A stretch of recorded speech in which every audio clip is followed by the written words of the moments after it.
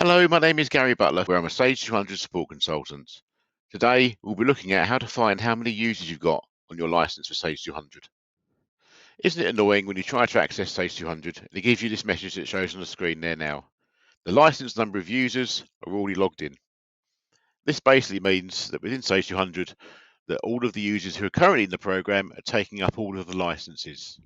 So to check how many licenses you've got, you need to use a tool that could be installed called Sage 200 Administration. This is a tool that you may not have, but your manager, your boss, the owner of the company may do. This is an administrative tool that controls more than just the user licenses, so not everyone has access to it. To access Sage 200 System Administration, we go into here. It takes a while to open up. And within System Administration, you can see in here there's a license option.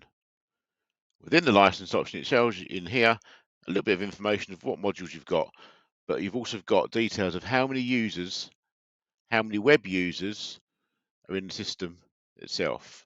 So you can see if you know that you've got 21 user licenses and you're the 22nd person to log into the system, you'll not be able to access the Sage 200 system itself. So if you need more users on your Sage 200 license, you need to get the appropriate person to contact their account manager here at Smith Cooper, and we will arrange a quote for extra users. Thank you for watching our video today on how to check what your user license entitlement is.